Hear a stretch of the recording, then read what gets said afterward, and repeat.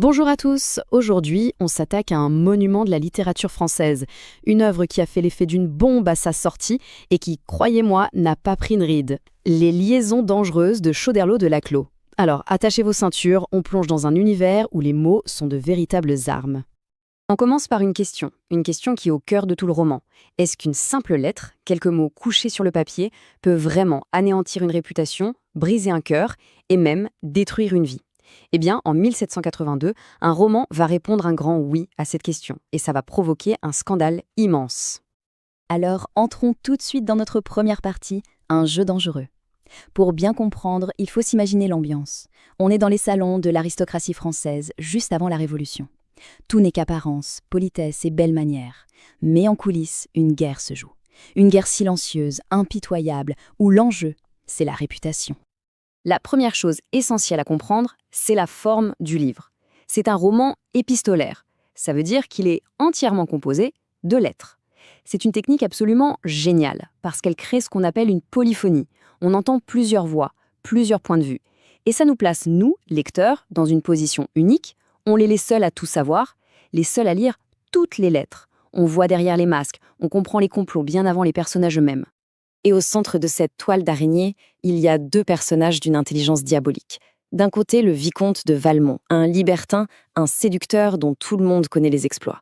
De l'autre, la marquise de Merteuil, beaucoup plus discrète, mais qui est le véritable cerveau, la stratège qui tire les ficelles. Ces deux anciens amants vont sceller un pacte, un défi qui va déclencher une véritable tragédie. Bon, mais alors, comment est-ce qu'ils s'y prennent concrètement ? On passe à notre deuxième partie pour voir ça de plus près. On va voir comment ils arrivent à faire des mots une arme de destruction massive. Valmont s'est fixé un objectif quasi impossible, séduire la présidente de Tourvel, une femme mariée, très pieuse et réputée pour sa vertu. Pour y arriver, il va lui écrire des lettres absolument magnifiques, enflammées comme celle-ci. Quand on lit ça, on se dit « quelle passion, quel amour sincère !» On y croirait presque. Mais la réalité est beaucoup moins romantique. Et c'est là qu'on voit tout le cynisme du personnage. Dans une autre lettre, qu'il envoie à la marquise de Merteuil, Valmont révèle la vérité. Cette lettre si passionnée, il l'a écrite sur le dos d'une prostituée qui était morte de rire en le regardant faire. C'est un exemple parfait de ce qu'on appelle en littérature la double énonciation. Le personnage destinataire de la lettre, Tourvel, lit un message d'amour, mais nous, les lecteurs, on comprend la manipulation atroce qui se cache derrière. Voilà, le mot est lâché. C'est vraiment le cœur de leur stratégie. Pour Valmont et Merteuil, le langage n'est jamais sincère. C'est un outil de pouvoir, un instrument pour tromper, pour contrôler et pour détruire l'autre. On a vu que Valmont était un tacticien hors pair. Mais le véritable génie du mal dans ce roman, la plus grande stratège, c'est sans doute elle.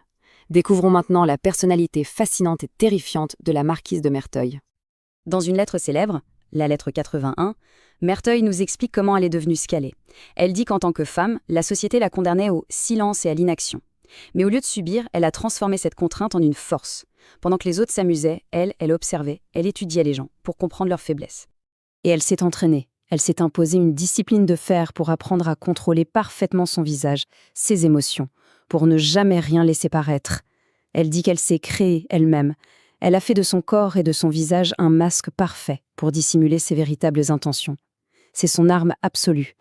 Sa philosophie de vie est simple et glaciale. Vaincre ou périr. Pour elle, la vie en société n'est rien d'autre qu'un champ de bataille.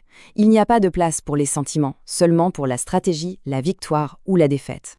Mais alors que se passe-t-il quand ces deux monstres de manipulation n'ont plus personne à qui s'attaquer et décident de se retourner l'un contre l'autre ?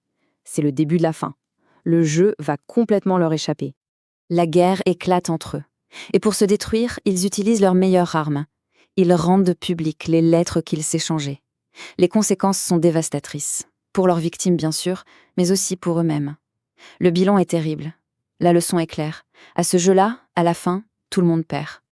Et c'est là toute l'ironie tragique du roman. Vous voyez, les lettres, qui étaient le symbole de leur pouvoir, l'outil de leur domination, deviennent à la fin la preuve de leur crime et l'instrument de leur propre chute.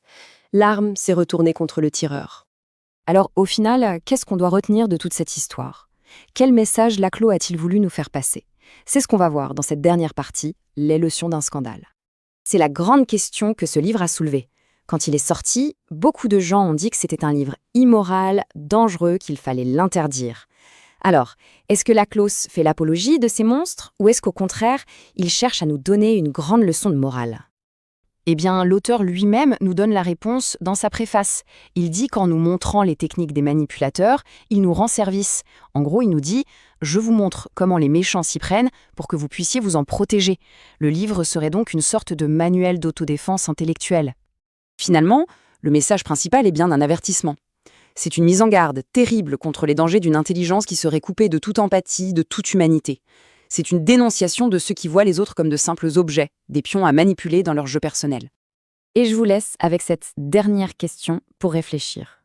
Plus de 2 siècles plus tard, à notre époque, celle des réseaux sociaux, du cyberharcèlement, des fake news, cette réflexion sur le pouvoir parfois destructeur des mots n'a jamais été aussi importante.